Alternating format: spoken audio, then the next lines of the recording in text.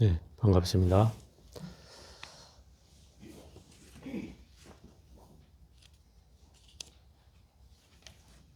오늘 어디 열 차례죠? 나번하고 똑같이 끝났나? 27조? 사리부른 말했다. 26쪽 맨 하단에 여기서부터 하겠습니다. 이 관중생품은 중생을 어떻게 보아야 합니까? 라는 질문에 대한 대답이고, 또 이 말은 중생을 어떻게 구제해야 되냐라고 하는 기본 자세를 설해 놓은 장이 바로 이 관중생품이라고 할 수 있어요. 그래서 중생을 어떻게 봐야 되냐? 없는 것으로 봐야 된다. 에? 없는 것으로. 없는 것이라는 거예요. 실상으로는 존재하지 않는 존재이기 때문에 집착하지 말고 봐야 된다. 이 소리로 이제 읽혀요. 그러니까 중생을 구제하는 명분은 분명하잖아요. 보살은 당연히 중생을 구제해야만 마땅한 사명을 가지고 있잖아요. 이 땅에 태어났어, 보살은. 그 사명을 가지고. 중생구제라는 사명을 가지고. 그런데 그 중생구제를 해야 됨에 있어서 당연히 중생을 구제해야 되니 그 중생들에 대한 연민심과 또 대비심과 여러 가지 경계들을 일으킬 거 아니에요. 그들을 어떻게든 구제해야겠다는. 그런데 그럼에도 불구하고 여기서 뭐라고 해요? 물에 비친 달처럼 봐라. 거울에 비친 형상처럼 봐라. 물거품처럼 봐라. 한여름의 아지랭이처럼 봐라. 구름처럼 봐라. 번개불처럼 봐라. 또 있지도 않은 오대처럼 봐라. 또 오음 말고 유금처럼 봐라. 또 육식 말고 칠정처럼 봐라. 또 12처 말고 13입처럼 봐라. 또 18개 말고 19개처럼 봐라. 이와 같이 중생을 보라고 하잖아요. 실제 하지 않는 것처럼 보라 이 말인 거죠. 중생은 실상으로는 존재하지 않는다. 그러면 그게 무슨 말이에요? 중생에게 내가 구제할 명분을 충분히 가졌지만 어떤 상도 내려놓고 중생을 구제하라 이 말이에요. 이 얘기는 바꿔서 얘기하면 해도 한 바가 없이 하라 이 말인 거예요. 중생을 구제하는 건 분명하되 그러나 자취를 남기지 말라는 거예요. 흔적을 남기지 말고 중생을 제도하라. 참 멋진 말 아니에요? 이런 게 이제 관중생품의 이제 핵심이고 그 이제 내용을 26쪽에서부터 이어가 볼게요. 26쪽 하단 맨 밑에서 넷째 줄입니다. 사리불은 말했다. 탐해와 친해와 우치를 떠나는 것을 해탈이라 하지 않습니까? 라고 물었어요. 그러자 천녀가 말하기를 부처님께서는 증상만인 사람을 위해서만 탐해와 친해와 우치를 떠나는 것이 해탈이라고 설하셨을 뿐입니다. 만약 증상만이 없는 사람이라면 탐해와 친해와 우치의 성품 그대로가 해탈이라 하셨습니다. 여기에서 우리가 잘 이해를 해야 되는데 증상만인 사람이라고 하는 것은 어떤 사람을 말하냐면 약간의 경계를 봤어요. 약간의 깨달음을 얻었어요. 그렇지만 부처님의 완벽한 깨달음을 얻은 사람은 아니에요. 그런 사람이 나는 깨달았다 이렇게 얘기한단 말이에요. 그럴 수 있어요. 왜냐하면 그 깨달음이라는 걸 전혀 본 적이 없기 때문에 내가 조금 깨달은 걸로도 깨달았다고 할 수 있어요. 그 깨닫고자 하는 사람 입장에서 보면 거기에 취해 있으면 그래서 그런 스님들도 가끔 나와요. 그런 사람을 뭐라 한다? 증상만인 사람이라고 해요. 증상만이라는 건 뭐냐면 내가 깨달음을 더욱 수행해서 깨달음이 증장되어서 교만한 마음이 일어나는 거예요. 그게 증상만인 거예요. 내가 깨달았으니까 내가 부처야. 나한테 절해. 막 이렇게 큰 스님인 것처럼 흉내내고 이런 사람이 간혹 있다 이 말이에요. 근데 이런 사람이 어디에 등장하냐면 이 법화경에 그 부처님께서 용취산 또는 영축산에 올라가서 500명의 그 대중을 모아놓고 최후설법을 하는 거예요. 그 최후설법을 하는 자리에는 그 500명의 대중이 선택된 사람들이에요. 근데 그 사람들에게 이렇게 얘기해요. 여기에 모인 자들 가운데 탐해와 진해와 우치 그리고 증상만을 가진 사람은 여기서 떠나라. 그래. 한 가지는 제가 기억이 안 나는데 어쨌든 증상만이 포함된다 이 말이에요. 그러니까 혹여 자기가 경계를 얻었다고 느끼긴 하지만 완전한 깨달음이 아닌데도 불구하고 자기가 깨달았다고 여기는 사람을 스스로 깨달았다는 교만한 마음을 일으킨 증상만인이라 한다 이 말이에요. 그런 사람에게는 어떻게 설법을 해주냐면 탐해와 진해와 우치를 끊어야 해탈을 얻을 수 있다. 부처님 이렇게 설명했다는 거예요. 그런데 그 증상만이 없는 사람은 어떻게 설했다고? 탐해와 진해와 우치 그대로가 바로 해탈이다. 이게 무슨 얘기예요? 사람에 따라서 부처님이 설법을 하셨다는 거죠. 물론 이 천녀도 마찬가지고 유마거사도 마찬가지고 다 부처님의 입장을 견지하는 거예요. 지금 세 사람 다 똑같은 입장에서. 부처님 그 말씀 속에 이와 비슷한 구절들을 찾아보면 부처님의 설법의 내용을 대기설법 또는 수기설법 또는 응병여약 이렇게 설해요. 그게 무슨 얘기냐면 부처님은 근기에 대해서 차별을 가지고 설했다. 그게 대기설법이고 수기설법은 근기에 따라서 설법을 했다. 근기라는 건 중생의 정도를 말하는 거예요. 이 사람이 불법을 이해하는 정도가 어느 정도인지 그 근기를 따져서 우리가 근기라고 하면 제일 중요한 게 상근기, 중근기, 하근기 아니에요. 그죠? 그 근기에 따라서 부처님이 설법을 했기 때문에 그걸 수기설법이라 한다. 또 응병여약이라고 하는 말은 병에 응해서 약을 주었다. 그래서 부처님을 대의왕이라고 하는 대의사 중에 왕이라고 하는 말을 하는 이유도 그 중생들의 병을 여실하게 잘 알았기 때문에 그 병을 치료하는 약을 주었다는 거죠. 이 얘기는 이렇게도 다시 볼 수 있어요. 반대로 얘기하면 부처님은 누구도 원하지 않는데 가르침을 주지는 않았다. 이 얘기예요. 중생이 원해야만 또 물어야만 그 가르침을 주었다는 거예요. 그게 수기설법의 핵심이에요. 그래서 대장경 8만대장경이라는 경전 안에 99.9%가 다 당신이 설한 게 없어요. 누가 물어요? 다. 제자와 보살과 그죠? 또 이교도와 바라문 등등의 또 왕과 왕자 이런 사람들이 찾아와서 부처님께 묻고 부처님은 그걸 대답하는 내용으로 돼 있는 것들이 바로 경전이 되었어요. 그러니까 반드시 그 경전에는 설하는 자가 있고 묻는 자가 있고 듣는 자가 있죠. 또 설하는 내용이 있어요. 이게 설법이에요. 그래서 부처님이 여러 직업군에 따라서 이제 법문을 달리했는데 부처님 침묵할 때도 있었어요. 유마만 침묵한 게 아니라 부처님도 침묵할 때가 있었어요. 언제냐면 그 이름은 제가 까먹었는데 전동자 한문에는 전동자라고 나오고 그 범어로는 뭐 말랑카라고 하던가 하여튼 그런 사람인데 이 사람이 찾아와서 부처님한테 그 철학적인 질문을 던져요. 예를 들어서 세상은 유한한가 무한한가? 이 세계가 한계가 있는가 아니면 영원불멸한가? 이걸 물어요.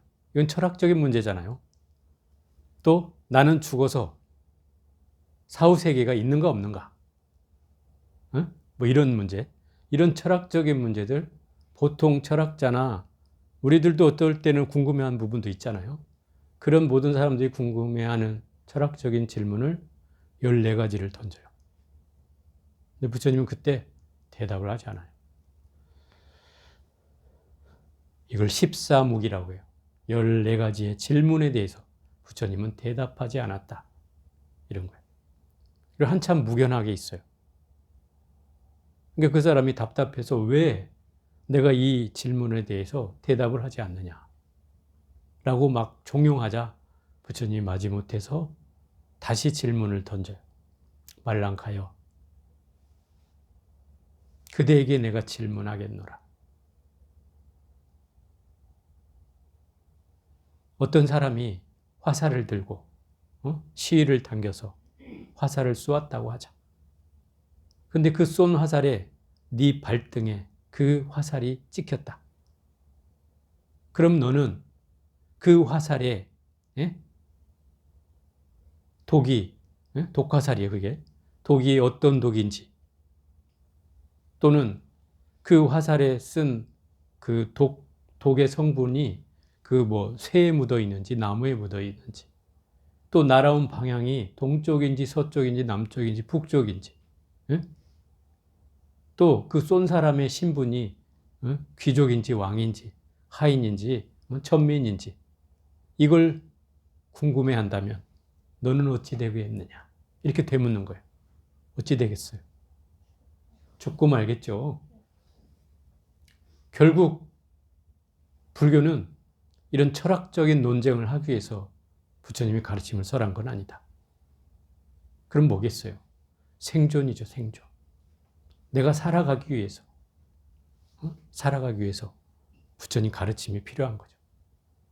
그러면 나는 내가 병에 들었으면 빨리 그 병을 제거하는 게 급선무지, 이 병이 어디서 왔으며 누가 나한테 병을 줬으며 이 병의 원인이 무엇이고 이 병을 치료하려면 어떻게 해야 되고 맨날 이런 걸 따지고 있다면 그 병이 치료가 되겠느냐 이 말이에요. 그죠? 부처님의 가르침은 현실적이라는 걸 보여주는 사례죠. 너는 지금 네 발등에 떨어진 불부터 꺼야 된다는 거예요. 그게 급선무지. 네 생사도 해결하지 못하면서 세계가 유한한가, 사후세계가 있는가, 그게 무슨 중요한 문제냐. 사후세계는 너 죽어봐야 하는 일이고, 그렇잖아요. 지금 당장 알 수 있는 일이 아니잖아요. 또 설사 안다 한들 그게 그 사람만의 경험일 수도 있는 것이고, 그렇잖아요. 이런 대답을 하는 거죠. 굉장히 현실적인 대답이잖아요. 또 예를 들어서 여러분이 저번 주에 얘기했나요? 그 멍청함의 대명사 주리반트카 들어봤어요? 이 주리반트카는 그 대중들한테 왕따가 됐어, 왕따가. 뭘 가르쳐주면 하나를 가르치면 열을 아는 건 둘째치고라도 하나도 몰라. 하나를 가르쳐줘도 하나도 기억을 못해. 그러니까 그 대중들이 뿔따구가 나가지고 자꾸 왕따를 시키는 거지. 너 저리 가. 그러고 뭘 시켜놓으면 뭐라고 했지? 와서 다시 또 묻고, 또 알려주면 또 세 발짝 가서 다시 뭐라고 했지? 계속 이러니까 답답해가지고 왕따가 됐어. 그래서 너무나 이제 속상해진 거죠. 나같이 이렇게 바보 같은 놈이 출가를 해서 저 스님들을 내고롭게 하고 내가 여기서 출가를 해서 어떻게 살 수 있는가?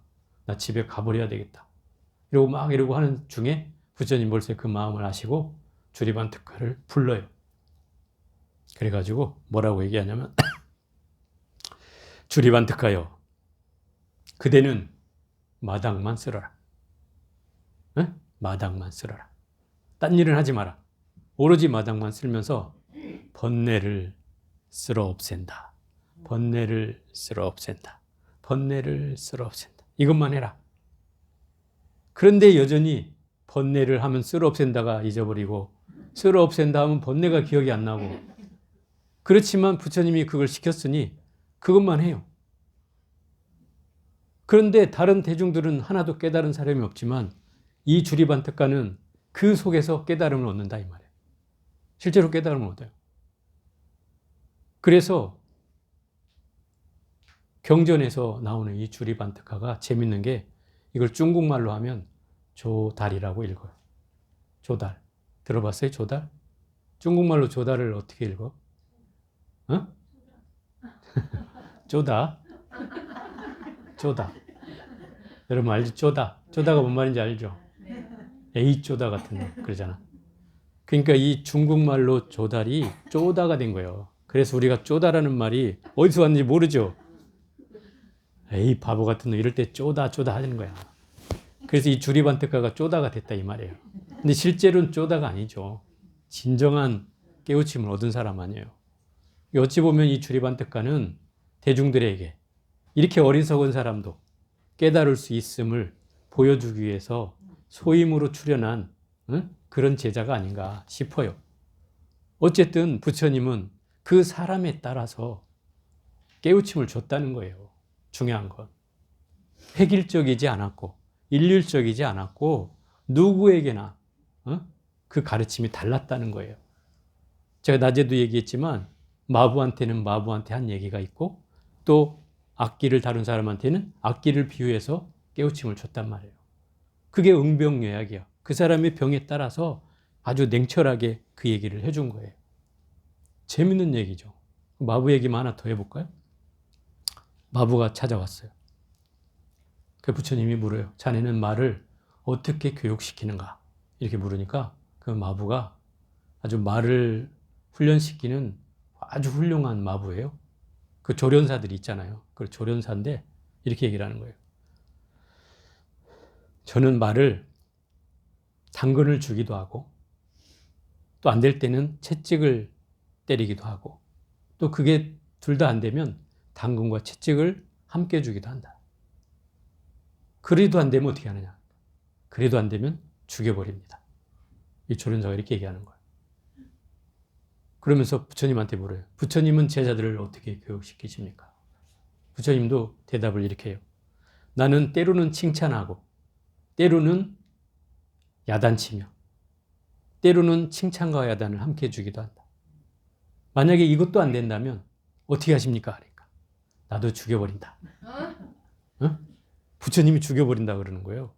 그 말을 들은 이 조련사가 깜짝 놀래고 아니 부처님께서 어떻게 제자들을 죽인다는 말씀을 하십니까? 이렇게 물으니까 부처님이 그래요. 물론 네가 죽이는 방법과 내가 죽이는 방법은 다르다.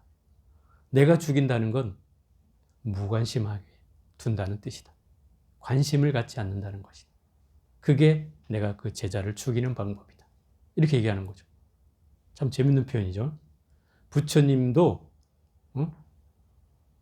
물론 경전상에는 그렇게 말을 안 듣는 사람들은 나오지 않았던 것 같아요. 물론 있었어 하나. 생각이 났네. 대받았다. 부처님의 절천지 원수이고 부처님을 끊임없이 경쟁하며 어떻게든 해하려고 했던 사촌 동생 대받았다. 그래서 부처님은 그를 피하잖아요. 피해. 부처님이 대받았다 저기 나타나니까 아난에게 아난아 저리 돌아가자 그래. 아난이 깜짝 놀래가지고 왜 돌아가자고 하십니까?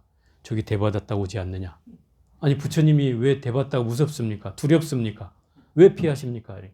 내가 무섭고 두려워서 피하는 게 아니라 저에게 또 업을 짓지 않게 하기 위해서 돌아가자. 그리고 또 돌아가요.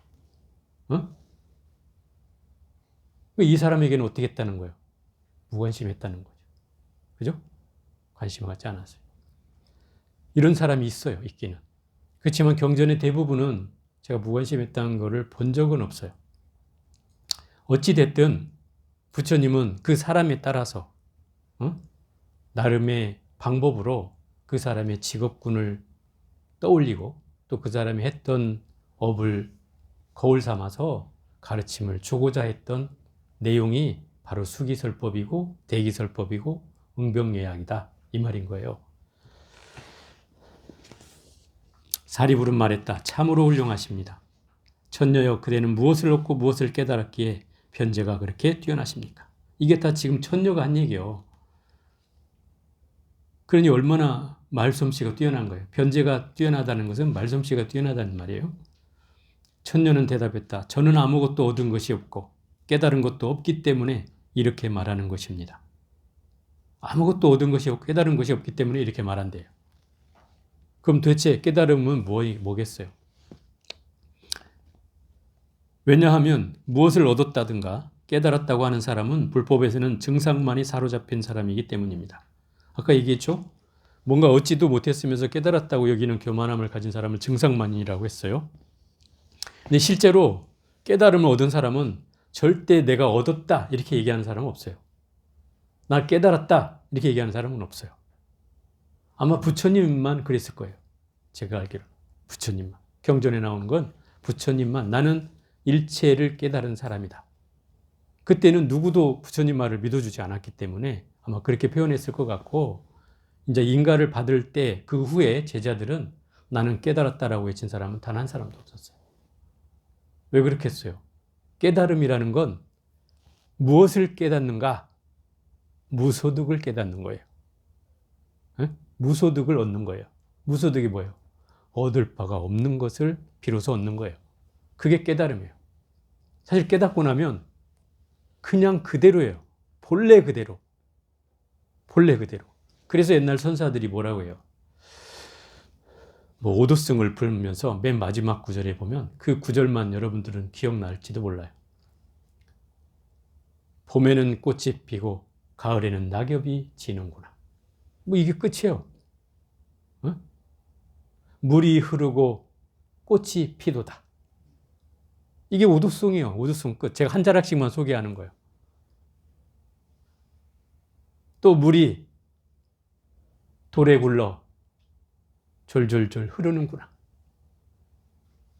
이게 뭐예요, 대체? 그냥 있는 그대로 사실이잖아요. 그죠? 부처님 말씀이나 다를 게 없어요. 있는 그대로 사실이에요. 깨달음은 바로 그것을 얻었다는 거예요. 있는 그대로 사실인지를 알았다는 거예요. 그게 그러면 뭐 얻을 바가 있다는 내용이에요? 아무것도 없다는 거예요. 그 무소득을 얻었다는 거예요. 이게 깨달음이라는 거죠. 그래서 이렇게 얘기하는 거예요. 사리불은 천녀에게 물었다. 그대는 삼승 가운데 어느 것에 뜻을 두고 있습니까? 천녀는 대답했다. 저는 성문법으로 중생을 교화함으로 성문이 되며, 인연법으로 중생을 교화함으로 벽지불이 되며, 대비법으로 중생을 교화함으로 대승이 되기도 합니다. 자, 이 말은 이 삼승이라는 게 성문영각 보살을 삼승이라고 해요. 성문영각 보살. 성문은 듣기만 하는 사람을 성문성이라고 하고, 영각은 자기 혼자만 깨닫겠다는 사람이 영각성이고, 보살은 중생을 구제하겠다고 서운한 사람이 보살이잖아요. 그러면 그 삼승이라는 것은 개인주의적인 두 개의 성문 연각을 가리켜서 소승이라고 얘기하고 작은 수레라고 보통 표현하죠. 그럼 그에 비해서 보살은 중생을 구제하는 게 사명이니 이걸 대승이라고 얘기하는 거예요. 그럼 삼승 가운데 당신은 소승이냐 대승이냐 이걸 묻는 거예요. 근데 이 천녀가 뭐라고 대답해? 나는 성문을 공부하는 사람만 만나면 성문이 되고, 영각을 공부하는 사람 만나면 그 인연법으로 같이 대하며, 보살을 공부하는 사람 만나면 같이 대비심으로 그를 만난다 이 말이야. 그러면 어디에 처한다는 뜻이야? 안 처한다는 뜻이야? 어디에도 걸리지 않는다는 바죠. 그죠? 그 얘기를 하고 있는 거예요. 사리불이여, 천복의 숲에 들어가면 오직 천복의 향기만 맡을 뿐 다른 향기를 맡을 수가 없습니다. 이 천복이라고 하는 말은 그 범어를 그대로 옮긴 말인데 참파카라고 하는 말을 그대로 옮긴 말이거든요. 이거를 이제 풀어보면 금색화, 뜻이 금색화. 우리나라에 있는 그 이 말 비슷한 말이 금자나? 금자나. 약간 황금 모양을 띤 꽃. 그걸 금자나 맞죠? 인도에서는 그거를 뭐라 그러지? 우리 맨날 두르는 환 있잖아. 이렇게 어깨에다 두르는 거. 말라꽃이라 그러나? 말라꽃. 그 말라라고 하는 말하고 같은 말이에요. 네? 황금색 꽃이잖아요. 그게. 향이 이게 굉장히 진해요. 이것이 만약에 피어있는 정원에 내가 들어가 있다고 생각해봐. 다른 꽃 냄새가 나겠어요? 아무리 다른 게 있어도 이 꽃 냄새에 다 치여. 이 냄새만 나는 거예요. 그러니 이 천복의 숲에 들어가면 오직 그 냄새만 맡을 뿐 다른 냄새는 맡을 수가 없죠. 이와 같이 만약 이 방 안에 들어오면, 이 방 안이 어디예요? 유마고사의 그 방 안에 들어오면 오직 부처님의 공덕의 향기만 맡을 뿐 성문이나 벽지불의 공덕의 향기를 맡지 않습니다. 사리불이여, 대체로 제석천 범천 사천왕 모든 천신용 귀신일지라도 이 방 안에 들어온 이들은 저 유마가 설하는 정법을 듣고 모두가 부처님 공덕의 향기를 맡기 위해 발심하여 나온 것입니다. 사리불이여, 저는 이 방에 머문 지가 12년이나 되었습니다. 이 천녀가 지금 12년 됐다는 거예요. 유마고사 방에 머문 지가. 처음부터 성문 벽지불의 법을 설하는 것을 듣지도 않았고 오직 보살의 대자대비와 불가사의한 제불의 법만을 들었을 뿐입니다. 유마고사는 오직 대승을 설하고 있고 더 정확히 말하면 일불성을 설한다 이 말이에요. 오직 부처님의 가르침을 설하기 때문에 여기에는 성문영각이나 벽지불이 들어갈 계제가 없죠.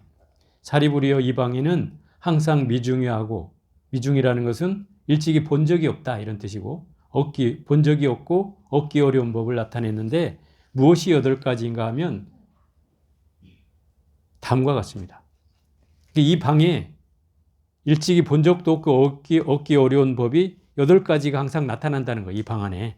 첫째가 이 방은 항상 금색의 광명으로서 비추어져 있고 밤과 낮에 차별이 없으며 해와 달이 비춰 밝은 것이 아닙니다. 이것이 첫 번째 일찍이 본 적 없고 얻기 어려운 법입니다. 이 말은 항상 금색의 황금색의 광명이 이 방을 비추고 있다는 거예요. 밤이나 낮이나. 지금처럼 뭐 불이나 켜져 있다면 그 말을 이해는 하겠는데 이때 당시에 뭐 불이 있겠어요? 뭐 호롱불이나 비쳤을까? 그죠? 그런데 황금색의 빛이 똑같이 아침, 점심, 저녁에 똑같이 비추고 있다 이 말이에요. 그런 곳이니 얼마나 특이한 장소냐 이 말이죠. 그래서 일찍이 본 적 없고 얻기 어려운 법인 것이고 이게 첫 번째고, 두 번째, 이 방에 들어온 사람은 온갖 번뇌에 괴로워하는 일이 없대. 그 방에만 들어가면 온갖 괴로움이 있는 사람도 괴로움이 사라진다는 거예요. 얼마나 좋겠어요? 나도 이런 방을 갖고 싶어. 이것이 두 번째 방이고, 두 번째 미중요한 어려운 법이고, 이 방에는 항상 제석천, 범천, 사천왕천, 타방의 보살들의 오감이 끊이지 않습니다. 그러니까 제석천이나 범천, 사천왕에 있는 모든 보살들이 여기를 늘 오고 간다 이 말이에요. 뭐 부처님의 향기가 나고 모든 신통이 자제하고 보살이 뭐 늘 법문을 설하고 있고 하는 이곳이니까 당연히 이렇게 드나들 수 있죠. 이게 세 번째고, 이 방에는 항상 육바라밀과 불태전의 법이 설해지고 있습니다. 육바라밀은 뭐예요? 보살의 실천 덕목 6가지예요. 보살은 당연히 이 6가지를 실천해야 되는 거예요. 보시, 지계, 인욕, 정진, 선정, 지혜, 바라밀을 완성한 그 지혜를 설하고, 또 불태전의 법이 설해져 있다. 불태전의 법은 깨달음을 얻은 상태에서 물러나지 않는 수행 단계가 있어요. 부처님 단계까지 가지 않았다 하더라도 우리가 10직 가운데 제7 현전지쯤 가면 거기서부터 난승지인가? 그때부터인가는 이제 불태전지예요. 절대로 물러서지 않아요. 내가 놀고 먹어도 절대로 앞으로 가지 뒤로 물러서지 않아. 그 지혜까지 올라가면. 물론 뭐 놀고 먹지는 않겠지만 그 불태전의 지부터는 그렇다 이 말이에요. 거기에 불태전의 법이 설해지고 있다 이 말이에요. 이것이 네 번째 미중요하고 얻기 어려운 법입니다. 또 이 방에는 항상 천상과 인간은 가장 훌륭한 음악이 연주되고 현으로부터 한량없는 법문과 교화하는 소리가 나옵니다. 천상에 누가 음악을 연주해요? 비파타는 천녀도 있고, 그죠? 우리 사천왕 중에 누구예요? 건달바. 우리 건달이라고 했잖아. 이게 악기 들고 있으면 건달이라고. 놀고 먹는 한량을 왜 건달이라고 한다잖아요. 이 말이 절에서 나온 말이야. 건달이란 말이. 아주 좋은 말이지. 음악을 치면서 사니까. 이 사람은 음악으로 밥을 먹고 악기 비파를 타면서 수행을 하고 비파를 타면서 법문을 듣고 한다 이 말이야. 그게 건달바야. 그러니 그 소리가 음악이 연주되니 훌륭한 천상의 음악 아니에요? 근데 이 현으로부터 법문 소리가 들린다는 거예요. 그 악기가 법문 소리로 들려. 그런데다가 거기서 부처님의 음성으로 중생을 제도하는 소리가 들려. 얼마나 대단합니까? 근데 이 얘기는 바꿔서 얘기하면 이런 거예요. 우리는 마치 어떤 이런 소리가 따로 어디에 있을 것 같잖아요. 그죠? 이런 소리가 어디 이 유마의 방이나 또는 어디 천상이나 이런 데면 어디 있을 것 같잖아요. 근데 실상은 우리가 그렇게 듣지 못한다는 거야. 따져보면. 응? 그래서 아침에 새소리가 지저귀면 저놈의 새가 왜 오늘따라 이렇게 일찍 일어나서 나를 귀찮게 하는 거야 라고 우리는 짜증을 낼 수도 있지만 반대로 생각해 보면 필시 오늘은 내가 일찍 일어나야만 될 저 새가 나한테 일깨워 주나 보다. 이렇게 생각하면 어때? 그 새가 뭐요? 나의 스승이 될 수도 있는 거죠. 그렇지 않아요? 부처님의 음성을 들려주는 사람이 될 수도 있다 이 말이에요. 그래서 옛날에 선사들이 떨어지는 폭포를 보면서 저 떨어지는 폭포는 부처님의 장광설과 같다. 부처님이 길고 넓은 혀로 말씀하는 가르침과 같다. 이렇게 표현해놓은 그 선사들의 그 구절이 있거든요. 이게 결국 모든 자연의 이치가 부처님의 음성이고 부처님의 법문이고 부처님의 말씀이라는 거예요. 이게 진리애가 있는 사람은 이렇게 본다는 거죠. 왜? 아까도 얘기했잖아요. 깨달음이라는 게 뭐라고 했어요? 그냥 그 이치를 깨닫는 거라고 했잖아요. 응? 봄에 꽃이 피고 여름에 무성하고 가을에 낙엽이 치고 겨울에는 눈이 온다. 이게 진리라는 거죠. 그죠? 이게 진리요. 물은 또 위에서 흘러서 아래로 흘러가는 거죠. 그게 진리예요. 이런 걸 깨달았기 때문에 결국 그 속에서 부처님의 음성을 들을 수 있다면 나도 그런 상황으로 만들어갈 수가 있는 거죠. 그죠? 이게 지혜로운 자예요. 그저 시끄러운 소리가 나면 짜증이 난다고 시끄럽다고 하지 말고 필시, 필시를 꼭 반드시 넣어. 필시 부처님께서 저 소리를 나한테 들려주는 이유가 있을 것이다. 이렇게 들으면 내가 그 소리가 공해가 아니야. 절대 공해로 들리지 않아. 이건 엄청난 전환이죠. 그죠? 인식의 대전환이요. 이런 게 깨달음이에요. 이게 깨달음이라고. 다른 게 아니야. 별거 아니라고. 그걸 내가 알아차려서 빨리 나를 전환할 수 있는 거죠. 마음을. 어떻게? 부처의 마음으로 전환이 되는 거예요. 이 순간에. 중생의 현장에서 부처의 마음으로 나를 순식간에 넘겨주잖아요. 이렇게 알아차리면. 불교 부처님 법이 뭐예요? 인연법 아니에요? 인연법. 그죠? 인연법은 절대로 우연이 없다는 말이에요. 그죠? 우연이 없는 법이 인연법이에요. 그러면 그 소리조차도 분명히 나한테 무슨 이유가 있다. 이렇게 들을 수 있다는 거예요. 그런데 우리는 나의 습이, 업이 작용하면 짜증이 난다, 어쩐다 막 시비하잖아요. 좋다, 나쁘다. 나는 이 소리는 또 좋아. 거긴 또 끌려가고. 또 임영웅 나오면 좋아. 그리고 끌려가고. 근데 쟤는 싫어, 쟤는 싫어. 쟤 나오면 또 화면 돌리고. 이러지 않냐 이 말이에요. 그런 분별을 우리가 하는 한은 결국 이 인연법으로 바라보는 이 세계를 넘어갈 수가 없다. 이 말인 거죠. 이게 5번째 미중요하고 얻기 어려운 법이며 이 방에는 4개의 큰 창고가 있는데 여러 가지 보물이 가득하여 가난한 사람에게 두루 베풀어 주지만 다함이 없습니다. 이 4개의 창고에 보물이 가득해. 근데 그걸 어려운 사람에게 다 나눠주는데도 이 보물이 닳지를 않아. 없어지지 않는다 이 말이에요. 계속 생겨나. 이런 데를 뭐라고 하는 줄 알아요? 무진장이라고 하는 거예요. 이게 무진장이에요. 무진장이 뭐 어떤 사람 무주 지난 장수 그게 무진장입니다. 이게 아니에요. 무진장은 다음이 없는 보물을 써도 없어지지 않는다는 뜻이에요. 그 무진장의 보물을 우리가 찾아야지. 응? 돈 몇 푼에 현혹돼 가지고 돈이나 벌 생각하면 안 된다 이 말이야. 무진장의 보물이 중요하다. 왜? 이거는 세세생생을 써도 없어지지 않아. 달라는 대로 여러분 다 나눠줄 수 있어. 그런 보물을 얻어야지, 얻으려면. 응? 그죠? 자, 이런 보물을 얻도록 합시다. 이것이 6번째 미중요하고 얻기 어려운 법입니다. 이 방에는 석가모니불, 아미타불, 아촉불, 보덕불, 보현불, 보월불, 보험불, 난승불, 사자양불, 일체 이성불 등 이와 같은 시방아 한량없는 모든 부처님을 이 유마거사가 생각만 하면 곧 나타나 재불의 비밀한 가르침을 널리 설하고 다시 돌아갑니다. 재불의 비밀한 가르침이라는 것은 석가모니불은 석가모니불이 주장하는 가르침이 있잖아요. 그 가르침을 설하고 아미타불은 또 아미타불이 말씀하는 가르침이 있죠. 그걸 설하고 또 아촉불은 아촉불, 보덕불, 보현불, 보월불마다 그런 부처님마다 오셔가지고 자기의 맞는 그 가르침을 설하고 가신다는 거예요. 비기를 전하고. 이것이 7번째 있어 본 적이 없고 얻기 어려운 법이다. 이 방에는 제천의 장엄하게 꾸며진 궁전과 재불의 정토가 모두 나타납니다.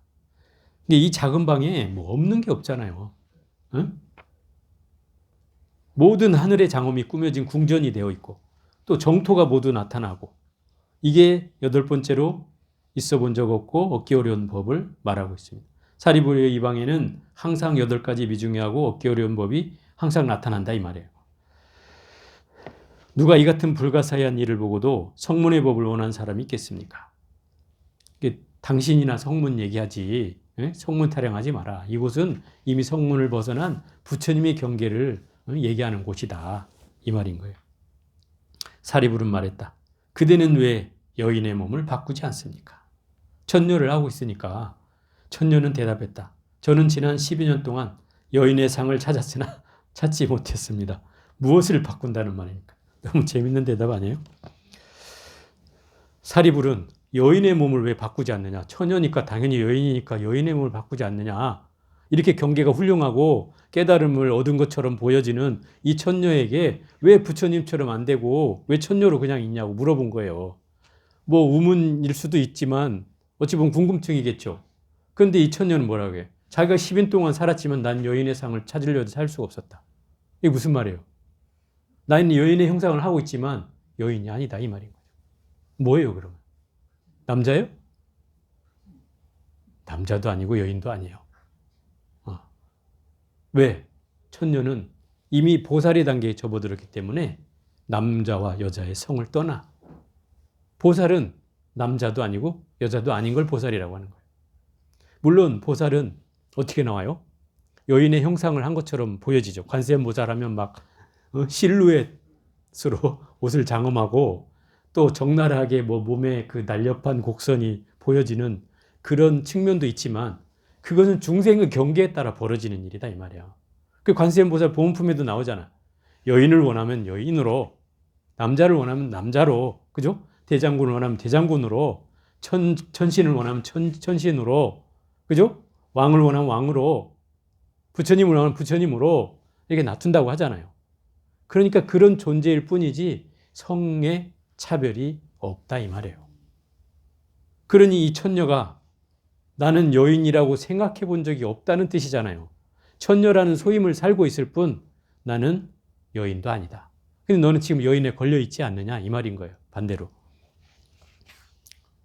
마치 비유하면 마치 마술사가 헛개비의 여인을 만들어내는 것과 같습니다. 만약 어떤 사람이 왜 여인의 몸을 바꾸지 않는가라고 묻는다면 이 사람의 물음이 옳은 것이겠습니까? 사리불은 대답했다. 아닙니다. 헛개비에는 정해진 상이 없는데 마땅히 무엇을 바꿀 수 있겠습니까? 이제야 정신 차리고 대답을 하는 거예요. 천녀는 말했다. 일체 제법도 이와 같아서 정해진 상이 없는데 어찌하여 여인의 몸을 바꾸지 않냐고 물을 수 있습니까? 천녀는 바로 그때 신통력으로서 사리불을 변화시켜 천녀와 같게 하였고 천녀 자신은 사리불의 모습으로 몸을 변화시켰다. 참 대단하죠. 사리불과 몸을 바꿔버린 거예요. 순식간에. 그러니까 이 사리불이 완전히 자기 질문이 무색하게 만들어졌잖아요. 응? 그리고서 다시 묻는 거예요. 왜 당신은 여인의 몸을 바꾸지 않습니까?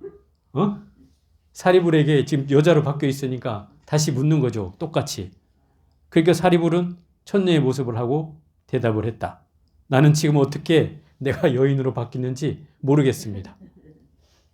천녀는 말했습니다. 사리불이여, 만약 당신께서 그 여인의 몸을 바꿀 수가 있다면 모든 여인들도 몸을 바꿀 수 있습니다. 마치 사리불이 여인이 아님에도 여인의 몸으로 나타나는 것과 같이 모든 여인들도 또한 이와 같아서 여인의 몸을 나타내지만 여인은 아닙니다. 이 말이 무슨 말이에요? 이 상에도 걸리지 않는다는 뜻이겠죠.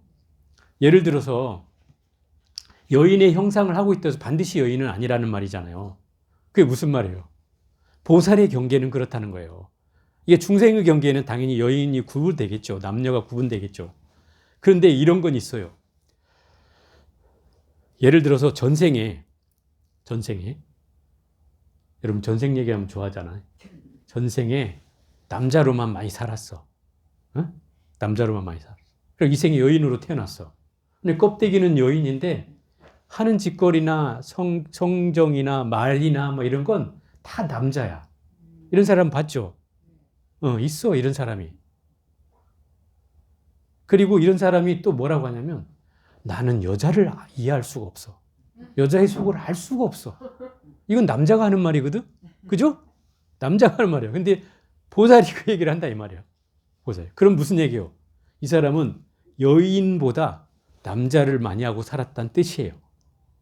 응? 그러니까 여인이 이해가 안 되는 거예요. 여인을 많이 했다면 당연히 여인이 이해가 되겠죠. 왜 안 돼요? 근데 남자를 많이 했으면 이 여인의 목껍데기를 하고 있더라도 그 여인이 이해가 안 되는 거죠. 왜? 그 여인들의 속은 알 수가 없잖아. 여자의 언어 뭐 이런 거 있죠. 들어봤어요? 여자의 언어. 들어봤죠? 몰라? 또 시침이 떼네. 여자의 언어가 있대. 그 남자들이 맨날 쿠사리 먹는 이유들이 그런 거야. 뭐라고 한마디를 하면 우리 고사님도 보살님 말 다 100% 이해 못하죠? 예? 어쩔 때 싸울 때 보면 이해 안 되는 부분이 그런 것 때문에 싸운 적도 있죠. 그렇대. 왜냐하면 분명히 여자는 직접적으로 표현하지 않고 돌려서 얘기했다 이 말이야. 근데 남자는 그 돌려서 한 얘기를 이해 못하는 거예요. 왜 바로 얘기하면 되지? 그걸 왜 돌려서 하냐고 이렇게 얘기한단 말이에요. 근데 어떤 여인은 이렇게 얘기하는 사람이 있다 이 말이에요. 왜 돌려서 해? 그냥 확 얘기하면 되지. 이런 사람의 성정은 어떻다? 남자를 많이 했다. 이해가 되죠? 그래서 그런 거예요. 그게 업력이고 습이라는 거예요. 그게 남아있기 때문에 지금 여인의 껍데기를 하고 있더라도 결국 그런 성정으로 보여지고 또 그렇게 표현한다 이 말이에요. 그러니 그런 사람은 여자의 속을 죽었다 깨어나도 알 수가 없어. 자기가 여자로 태어났어도. 여자하고 얘기를 하고 있어도 답답해진대. 말이 안 통하는 거야. 저 사람은 뭔가를 돌려서 얘기하고 있는데 나는 속이 답답해 죽겠는 거지 이제. 그래가지고 그냥 얘기해 이렇게 되는 거야. 그래갖고 서로 사이가 이제 나빠지지 이제 그러니까. 이해를 못하는데 어떻게 좋아지겠어? 이런 경우를 여자 껍데기를 하고 있어도 남자라고 할 수 있는 사람이라는 거예요. 성정으로. 그 남자가요. 그 여자 행동을 하고 말도 여자같이 하고. 그거 이제 반대 경우지. 요새 그래가지고 성 전환. 그렇죠. 이제 그 얘기도 내가 아까 낮에도 하긴 했는데 그런 거예요. 예를 들어서 반대로 남자로 태어났는데 뭐 말도 그냥 여성스럽게 하고 또 걷는 걸음도 여성스러워. 또 성정도 보살 같아. 잘 삐지고 뭐 막 이렇게 뭔가 투박하지 않고 섬세하단 말이에요. 근데 이런 사람이 성정이 전생에 이 사람 여자로 많이 살았죠. 당연히. 여자로 많이 살았으니까 남자로 태어났는데 정체성에 혼란이 오는 거예요. 나 여자야. 자꾸 여자로 느껴지는 거죠. 자기가. 그러니까 이 사람이 어때요? 요즘은 그게 자유로우니까 나 성전환 할래야 되겠다. 그러고 하는 거죠. 반대인 경우도 있잖아요. 그런 건 결국은 내가 과거 생에 그런 습으로 많이 살았다는 뜻이에요. 여인으로 많이 살고 또 남자로 성전환한 여자들은 결국 과거에 남자로 많이 살았다는 뜻이고요. 그 성정이 지금 남아있으니까 그걸 주체하지 못하는 거죠. 그게 심한 경우에는 이렇게 성전환도 하고 정체성의 혼란을 겪는 거예요. 그렇지 않겠어요?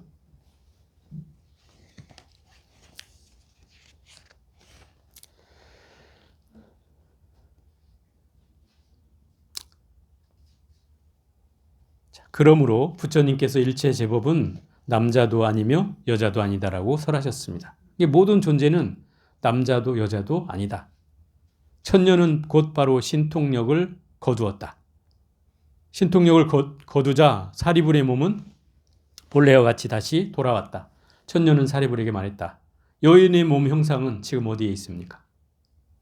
사리불에게 여인으로 있다가 갑자기 다시 사리불로 돌아오니까 당신의 여인의 몸의 형상은 어디로 갔냐고 묻는 거예요. 그게 뭐 사리불이 대답할 수 있겠어요? 사리불은 답했다. 여인의 몸은 있는 것도 없는 것도 아닙니다. 이제 그걸 제대로 대답하고 있는 거죠. 천녀는 말했다. 일체 제법도 이와 같아서 있는 것도 없는 것도 아닙니다. 그 있는 것도 아니고 없는 것도 아니라는 것은 부처님 말씀입니다. 이 부처님의 말씀이라는 것은 잘 이해해야 되는 게 이런 거예요. 왜 불교가 어렵냐? 사람들이 이렇게 물어보면 왜 말을 정확히 안 하고 있다 없다 그러면 될 것을 왜 있는 것도 아니고 없는 것도 아니다 이렇게 애매모호하게 얘기하느냐. 이렇게 사람들이 얘기해. 일반 사람들은 그런 궁금증을 가져요. 그런데 부처님은 이게 훨씬 더 정확하게 표현하기 위해서 이 말을 한 거예요. 왜냐하면 실상으로 보면 이 중생이란 존재는 존재하는 거예요, 존재하지 않는 거예요? 실상으로 보면 없는 거잖아요. 공상이잖아. 텅 비어 있는 거다 이 말이에요. 실상으로 보면. 그러니까 실상으로 보면 없다고 해야 되고, 그죠? 현상으로 보면 지금 내가 존재하잖아요. 이게 꽃이 피면 잡히고 만지면 잡혀지잖아요. 보여진단 말이에요. 그 대상으로 보여지기 때문에 현상계로는 있잖아요. 그러니까 있는 것도 아니다 하면 바로 이게 현상계가 아니란 뜻이고, 없는 것이 아니다. 이거는 뭐요? 실상이 아니란 뜻이죠. 현상이란 뜻이요. 그러니까 이거를 두 가지를 함께 표현하는 것은 이 현상을 더 정확하게 표현한 말이다 이 말이에요. 실상과 현상을. 그죠? 그 표현이기 때문에 있는 것도 아니고 없는 것도 아니다고 하는 것이다 이 말이에요. 어찌 보면 더 정확한 실상과 현상을 표현한 말이죠. 왜냐하면 세상 사람들은 있다 없다밖에 없잖아요. 그 외에 얘기하면 아이 그런 건 없어. 회색 분자야. 이건 취급도 안 해줘. 그 중간 정도는 없어. 있다 없다 이것만 얘기해. 이렇게 얘기한단 말이에요. 그러니까 결국 이 사람들 속에서는 있다 없다 외에는 없는 거죠. 그죠? 이건 결국 2차원적인 거죠. 2차원적인.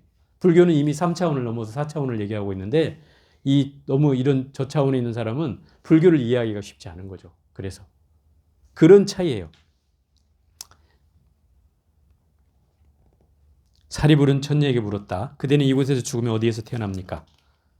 천녀는 말했다. 부처님께서 화신으로 나타는 것처럼 저도 화신으로 태어날 것입니다. 1100억 화신으로 부처님 나투셨잖아요. 그런 것처럼 이 천녀도 또한 화신으로 나툰다. 그것은 중생의 업으로 태어난다는 게 아니고 원력으로 태어난다는 뜻이에요. 내 원하는 바에 따라서. 사리불은 말했다. 부처님께서 화신으로 나투는 것은 죽어서 태어나는 것이 아닙니다. 천녀는 말했다. 중생도 그러하여 죽어서 태어나는 것은 아닙니다. 부처님도 죽어서 태어나는 것이 아니고 중생도 죽어서 태어나는 것이 아니다. 이 말은 무슨 얘기예요? 실상으로 보면 부처나 중생이나 태어난 바가 없고 죽는 바도 없는 거예요. 이걸 불생불멸이라고 하죠. 그죠? 실상으로 보면 본래 그 자리예요. 그래서 우리가 큰 스님들 돌아가셨을 때 원적하셨습니다. 이렇게 표현하기도 하고 입적하셨습니다. 이렇게 표현하게 돼요. 입적이라는 말은 고유한 세계로 들어가셨습니다. 이런 뜻이에요. 그 고유한 세계가 뭐냐면 본래 그 자리란 뜻이에요. 본래 그 자리. 본래 그 자리로 돌아갔다 이 말이에요. 그게 원적의 의미예요. 본래 그 자리. 내가 온 자리란 말이에요. 그러니까 그게 본래 그 자리에 있다가 인연을 만나서 다시 탄생한다 이 말이에요. 그러니 본래 그 자리는 불생불멸의 그 자리예요. 그게 실상의 경계니까. 실상의 경계는 태어난 바도 없고 사라지는 바도 없어요. 다만 현상의 경계로 우리가 중생의 경계로 보면 우리는 오고 가는 바가 있죠. 현상이니까. 그죠? 태어나는 바가 있고 사라지는 바가 있어요. 그게 중생계죠. 그럼 실상으로 보면 이 실상계로 보면 이 현상계가 공상이잖아요. 텅 비어 있는 거예요. 없어요. 그냥 본래 그 자리고 바로 불생불멸의 자리예요. 그걸 설명하는 거예요. 사리불은 천녀에게 물었다. 그대는 얼마나 지나야 최상의 깨달음을 얻을 수 있습니까? 천녀는 말했다. 만약 사리불이 다시 범부로 돌아간다면 그때 저는 최상의 깨달음을 얻게 될 것입니다. 최상의 깨달음을 언제 얻을 수 있냐는 그 사리불의 물음에 네가 범부가 되면 내가 얻을 수 있다 이렇게 얘기하는 거예요. 이 말은 무슨 얘기예요? 최상의 깨달음은 얻을 수가 없다. 이 말을 하고 있는 거예요. 왜 얻을 수가 없어요? 최상의 깨달음이란 얻을 수 없는 바를 얻는 게 깨달음이기 때문에 최상을 얻었다고 해서 뭐 얻은 바가 있다고 했어요? 없다고 했잖아요. 그러니 최상의 깨달음이 얻는다는 건 이건 잘못된 얘기라는 거예요. 이 말에 어폐가 있는 얘기죠. 이게 우문현답을 하고 있는 거예요. 제가 최상의 깨달음을 얻는 일도 있을 수가 없는 것이니 왜냐하면 깨달음에는 머무는 곳이 없기 때문입니다. 머무는 곳이 없다는 게 뭐예요? 어디에도 집착되지 않는다. 걸리지 않는다는 거죠. 깨달음을 얻으면 어디에도 걸리는 바가 없다는 걸 말하는 거예요. 그러므로 얻는다는 것도 없습니다. 이게 바로 무소득이다 이 말이에요. 깨달음을 얻는다는 것은 무소득을 얻는다는 것이다 이 말인 거예요. 응? 우리는 깨달음을 얻는다 이러면 뭔가를 얻을 것 같잖아요. 그죠? 중생의 경계로 보면 막 부처님이 되면 막 얼굴이 달라지고 30 이상 80종으로 갖추고 그죠? 이미 이럴 것 같잖아요. 그런데 금강경에서 뭐라 그래? 이 30 이상 80종호와 종호를 갖춘 사람은 부처님과 전륜성왕밖에 없어요. 전륜성왕 알아요? 어? 이상적인 군주를 말하는 거야. 왕으로 태어나서 평화로 다스려서 무력을 쓰지 않고 전체를 통일하는 이상적인 군주. 그걸 전륜성왕이라고 해요. 부처님은 이 두 가지 예언을 받았어요. 전륜성왕이 되거나 부처가 될 것입니다. 이렇게 예언을 받았단 말이에요. 왜? 이 30 이상 80종으로 갖추고 있었기 때문에 그렇다. 그럼 이런 형상을 갖춘 사람이 부처님만이 아니잖아요. 그 형상을 갖췄다고 해서 부처만이라고 할 수 있냐 이 말이에요. 금강경에서는 아니라고 한다면. 왜? 전륜성왕도 그러면 열애라고 해야 되지 않느냐 이 말인 거죠. 마찬가지로 예를 들어서 큰 스님들이나 깨달은 스님들이 물론 깨달음을 얻으면 뭐 형체가 막 눈빛이 달라지고 막 광채가 일어나고 뭐 이런 현상들은 있어요. 그렇지만 그게 뭐 부처님처럼 막 환골탈태를 하거나 뭔가가 막 완전하게 여러분이 알아볼 수 없을 정도로 변하지는 않는다 이 말이에요. 왜? 깨달음은 결국 얻을 수 없는 바를 아무것도 얻을 수 없다는 그 사실을 얻는 거다 이 말이에요. 그 진리 그 자체로 들어가기 때문에 그렇다 이 말이죠. 사리불은 말했다. 현재 제불이 안혹 따라 삼맥삼보리를 얻고 과거에 이미 얻었거나 미래에 얻을 부처님이 항아사 모래만큼 많다는 것은 다 무엇을 뜻하는 말입니까? 천녀는 말했다. 이것은 모든 세 속에서 문자와 숫자를 생각하여 과거, 현재, 미래를 말하였을 뿐 깨달음의 과거, 현재, 미래가 있다고 한 것은 아닙니다. 그러니까 부처님이 과거에도 있고 현재에도 있고 미래에도 수없이 항아사 모래만큼 많다는 것이 무슨 말이냐 그랬을 때 그 깨달음이 과거, 현재, 미래에 있다고 말한 것이 아니라 숫자를 생각해서 문자와 숫자를 생각해서 그 과거, 현재를 미래를 말하였을 뿐이지 결국 그 깨달음이 과거에 있는 것도 아니고 미래에 있는 것도 아니다. 그 깨달음은 오직 지금 현재일 뿐이다. 이 말인 거예요. 천녀는 물었다. 사리불여 당신 아랑과를 얻었습니까? 사리불은 말했다. 얻을 바가 없으므로 얻었다는 것입니다. 천녀는 말했다. 재불보살도 이와 같습니다. 얻을 바가 없으므로 얻은 것입니다. 결국 무소득을 얻는다는 거예요. 깨달음을 얻으면 무소득을 얻는 거예요. 그러니 얻을 바가 있다는 뜻이 없다는 뜻이에요. 없다는 거잖아요. 없다는 거예요. 그럼 왜 깨달아야 되죠? 얻을 바가 없다는 사실을 알아야 되는 거예요. 그게 핵심이니까. 그래야지 그게 세상이 바뀌는 일이에요. 내 안목이 바뀌고 세상이 바뀌어요. 그게. 그 무소득을 얻으면. 그때 유마일이 사리불에게 말했다. 이 천녀는 지금까지 92억의 부처님께 공양을 이미 올렸고 보살의 신통력을 마음대로 부릴 수 있습니다. 원하는 바를 다 구족하고 원하는 바들을 다 이룬다 이 말이에요. 무생법인을 증득하여. 무생법인은 불생불멸을 얻는다 이 말이에요. 생하지 않는 법을 얻는다는 거니까 불생불멸을 얻는다. 또 불태전에 머물고 있습니다. 머물러 나지 않는 지위에 항상 머물게 된다 이 말이에요. 그 본원을 본래 원을 세웠기 때문에 마음대로 나타내어 능히 중생을 교화할 수 있습니다. 이게 보살의 사명이고 천녀가 중생을 굽어보는 마음이다 이 말이에요. 그런데 재밌는 것은 천녀가 지금까지 92억의 부처님께 공양을 올렸대요. 92억 생각해봐. 여러분이 알고 있는 부처님 숫자 뭐 3천불 명호경이나 떠올릴까? 아니면 뭐 만불 명호경? 이러면 만불 정도 나와요. 만불 명호경에는 부처님 이름이 만불. 저도 그 이상은 본 적이 없어. 근데 여기서 지금 92억의 부처님께 공양을 올렸대잖아요. 그럼 이 얘기 무슨 말이겠어요? 이 지구상에 인류가 존재하는 이래로 이거를 불교에서는 뭐라 그래요? 무시 이래로 이렇게 얘기하는 거예요. 시작도 알 수 없는 그 지점에서 인류가 최초로 생겨난 그 일에 그 인류가 생겨나면 그 당시부터 부처님이 생겨나게 돼 있어요. 네? 시기를 달리할 때마다 부처님이 계속 생겨요. 그게 과거불이 현재불까지 이어온 거예요. 근데 그 부처님이 여기 92억을 얘기하고 있다면 우리 경전에 얘기하는 뭐 만불 정도는 여기다 비할 바가 못 되죠. 근데 그 92억 부처님에게 그 부처님이 계실 때마다 공양을 올렸다는 거 아니에요? 만분의 올려도 저는 굉장한 공덕이라고 생각하는데 92억이라니까 이분의 공덕이 얼마나 대단하겠어요. 근데 부처님이 되고자 하는 사람은 다 이렇게 해왔어요. 중요한 거. 부처님도 석가모니 부처님도 과거에 무수한 전생담을 통해서 수없는 수행 얘기를 하고 계시잖아요. 그죠? 또 부처님마다 또 만나가지고 연등부를 만나서는 수기를 받고, 그죠? 그런 부처님들을 끊임없이 만나면서 수행을 해가잖아요. 그게 결국 부처님이 되는 과정이에요. 그러니까 금강경에도 뭐라고 하냐면 수보리가 부처님께 이렇게 물어요. 말세의 중생들은 늘 두렵고 이 가르침을 들으면 이 금강경이라는 가르침을 들으면 늘 불안하고 두렵고 괴로워해서 이 가르침을 더 믿지 않을까 걱정됩니다. 이렇게 얘기를 하는 거예요. 수보리가. 그때 부처님이 뭐라고 대답하냐면 수보리야 걱정하지 말아라.